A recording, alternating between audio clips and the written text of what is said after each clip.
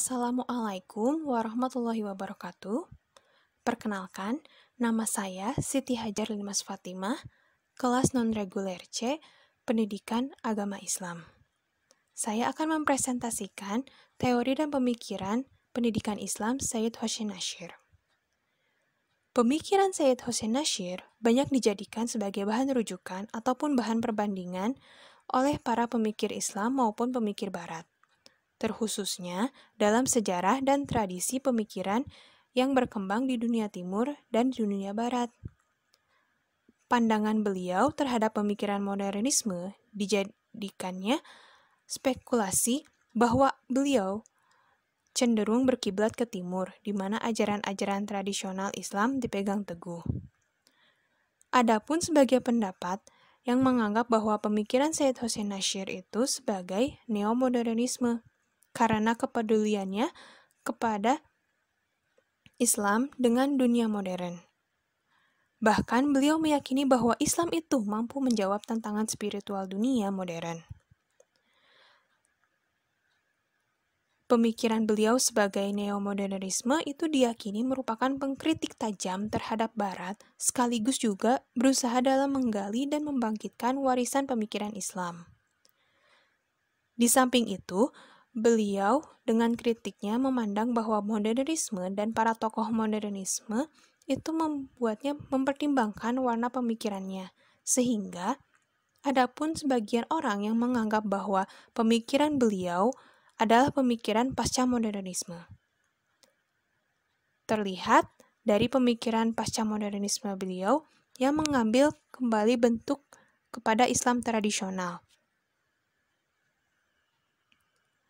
Adapun yang menganggap pemikiran beliau adalah neosufisme, di mana diterimanya paham pluralisme dan perennialisme dalam kehidupan keagamaan.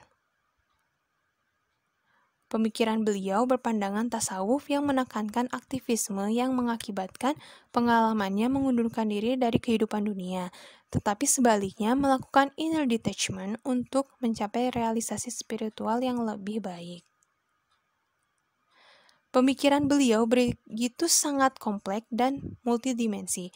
Hal ini dapat dilihat dari karya-karya tulisnya yang membahas berbagai topik bermula dari persoalan manusia modern, sains, ilmu pengetahuan, seni, dan sampai kepada sufisme.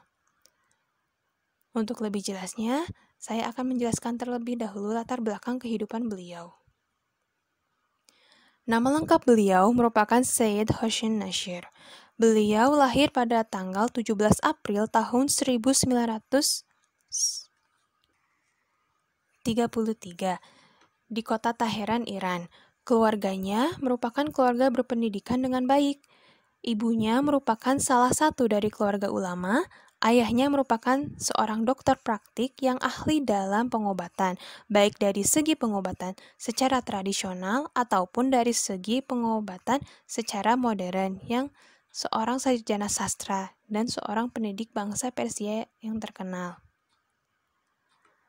Sayyid Hashim Nashir dibesarkan dengan tradisi ulama besar saat itu, sehingga beliau berkembang menjadi sosok intelektual dengan gagasan-gagasan yang diwarnai oleh ciri khas sufisme Persia.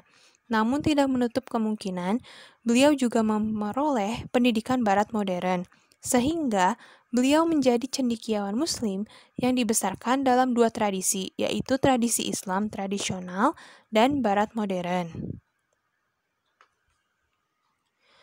Beliau banyak sekali menulis untuk jurnal-jurnal internasional, dan bahkan buku-buku beliau juga ada sangat banyak.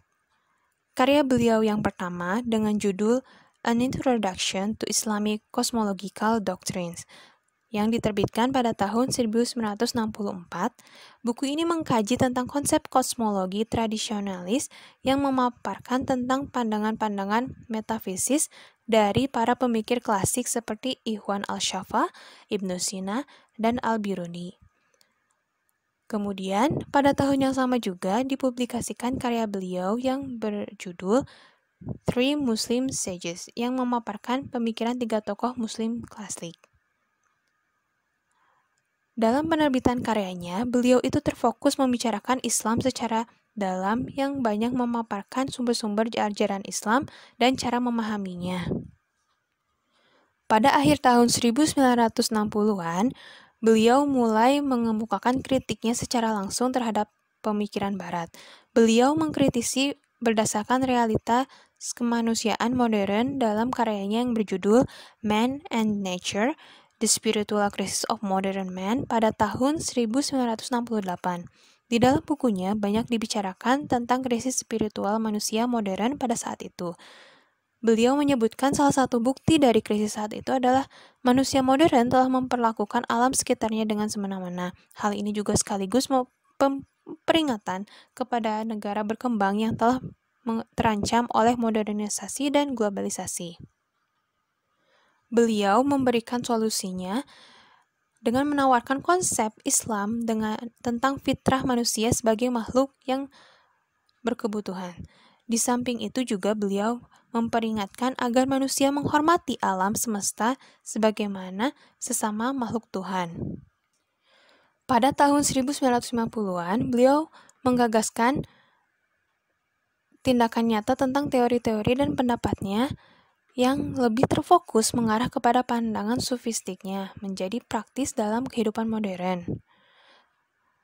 Bukunya yang berjudul Religion and Religion, The Challenge of Living in a Multi-Religious World, di dalamnya terdapat penjelasan dari kelanjutan pemikiran beliau yang sebelumnya dengan tujuan mencari titik temu agama-agama di dunia.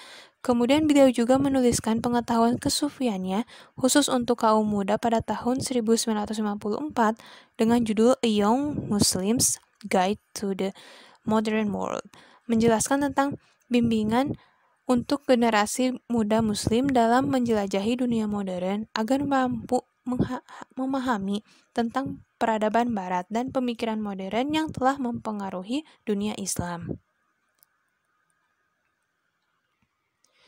Hal utama pemikiran beliau yaitu membandingkan istilah yang dimunculkan berdasarkan tradisi barat dan Islam. Pendapatnya menganggap metode ilmiah merupakan hanya salah satu upaya manusia mengungkapkan kebenaran karena kemungkinan saja kembali kepada adat istiadat, tradisi, ataupun agama. Pada awal perkembangannya, modernisme ingin membebaskan manusia dari mitos sejak zaman Yunani dan tirani yang dibentuk oleh institusi agama pada abad pertengahan.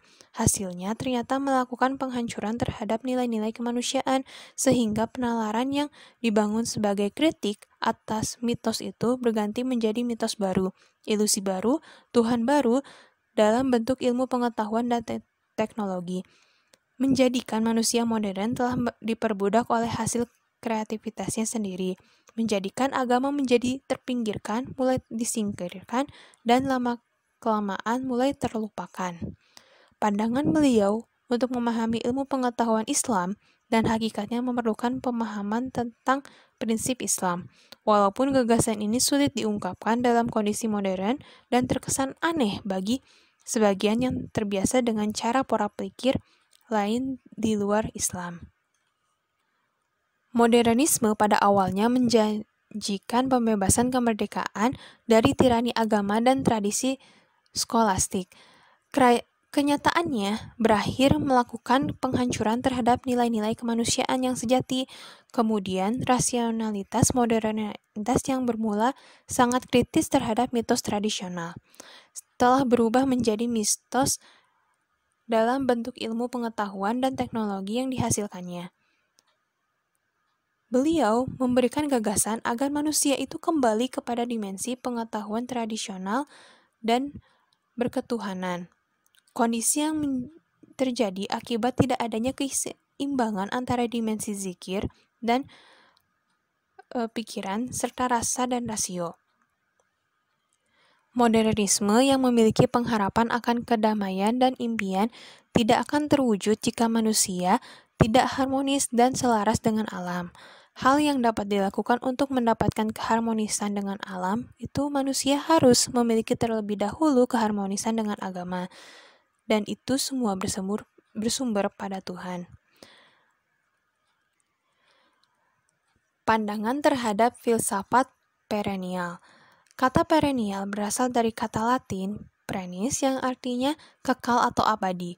Istilah ini digunakan untuk membicarakan hal yang selalu ada dan akan selalu ada, yaitu Tuhan.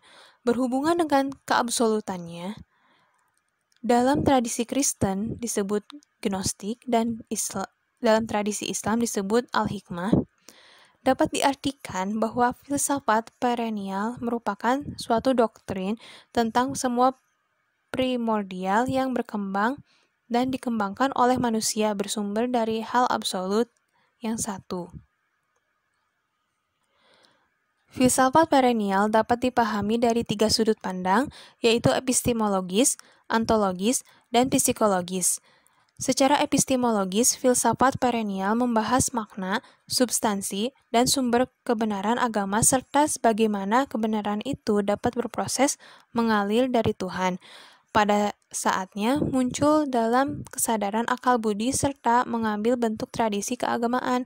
Sementara itu, dari segi ontologis, filsafat perennial menjelaskan bahwa adanya sumber dari segala sumber yang ada, yaitu sesungguhnya segala wujud merupakan sifat relatif, tidak lebih dari sekedar jejak, kreasi atau cerminan dan substansinya di luar jangkauan nalar manusia.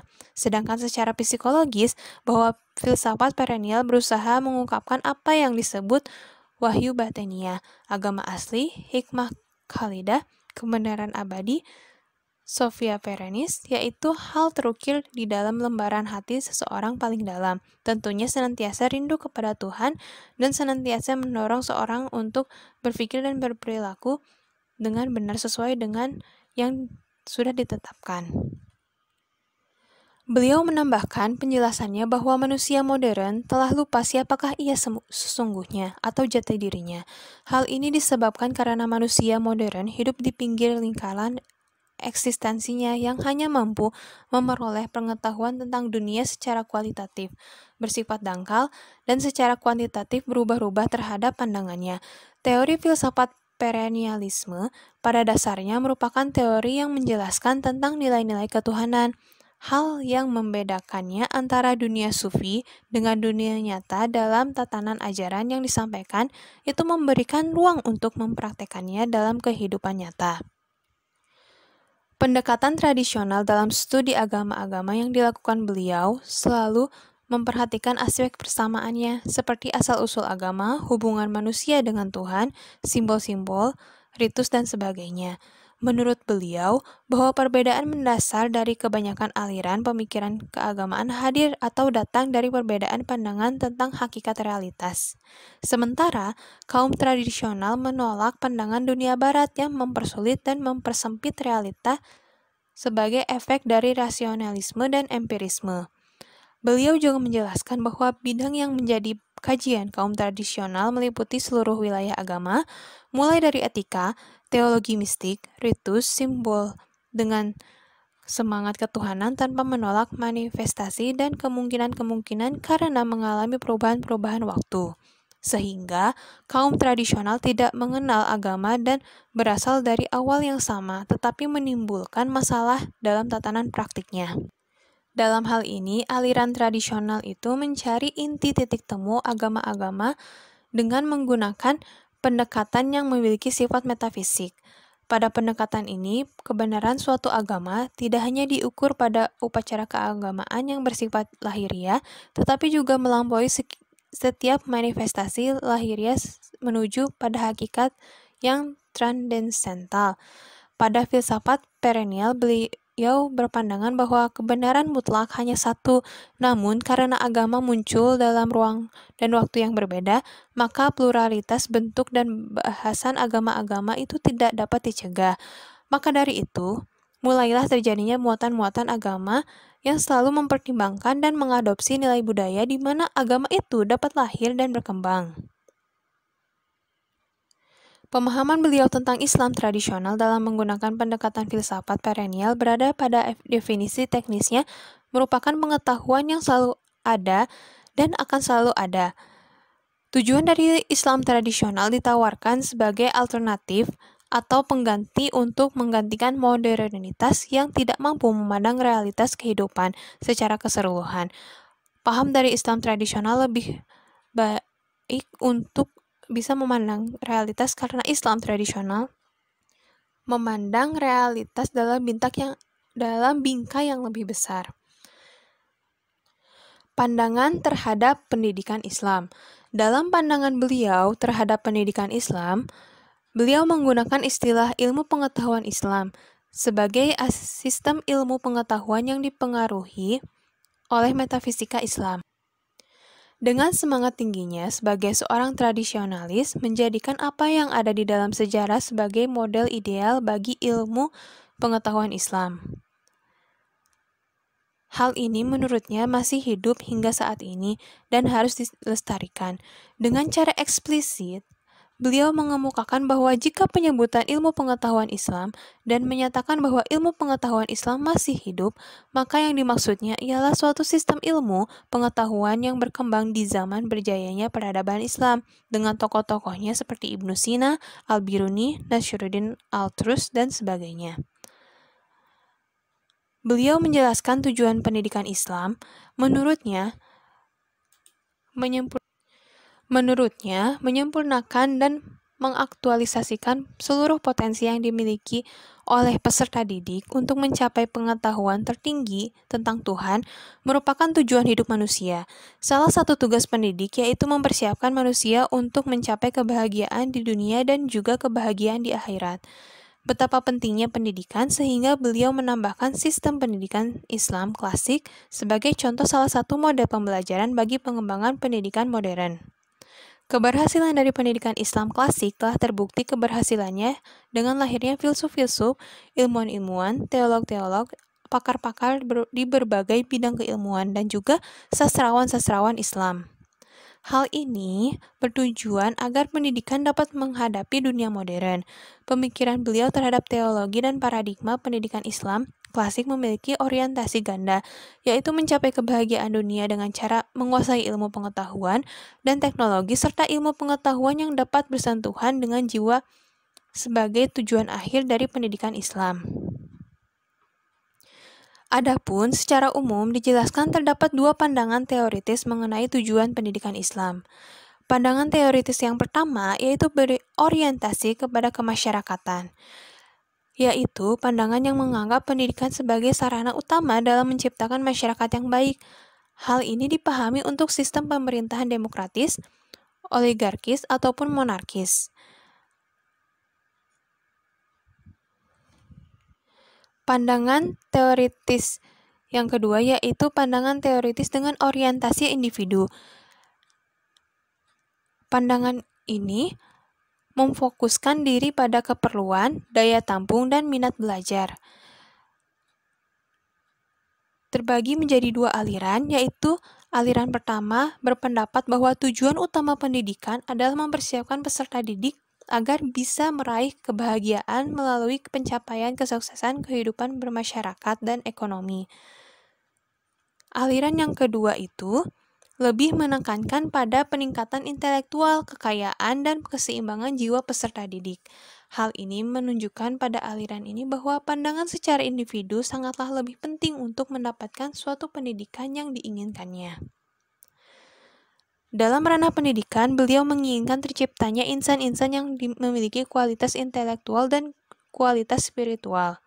Pengembangan antara kualitas pikiran dan secara serasi dan seimbang akan membuat pendidikan Islam menurutnya itu juga harus memiliki kepedulian agar dapat digunakan dalam kehidupan. Kesimpulannya, seperti yang telah dipaparkan, bahwa konsep teori dan pemikiran tentang pembelajaran pendidikan agama Islam atau PAI, menurut teori dan pemikiran Syed Hossein Nasir, bahwa pendidikan Islam itu sangatlah penting. Pandangan terhadap modernisme yang mengubah pemahaman yang menjadikannya ketidakseimbangan antara material dan spiritual di masyarakat, menyebabkan ketidakseimbangan itu terjadi. Penggabungan antara ajaran timur dan barat untuk mendapatkan ilmu pengetahuan yang dapat mengantarkan kepada kebahagiaan di dunia maupun di akhirat. Dalam ranah pendidikan, beliau, yaitu Syed Hossein Nasir, menginginkan terciptanya insan-insan yang memiliki kualitas intelektual dan kualitas spiritual dalam bidang pendidikan. Mungkin itu saja yang bisa saya sampaikan. Mohon maaf bila masih banyak kekurangan dari presentasi saya. Terima kasih banyak atas perhatiannya. Assalamualaikum warahmatullahi wabarakatuh.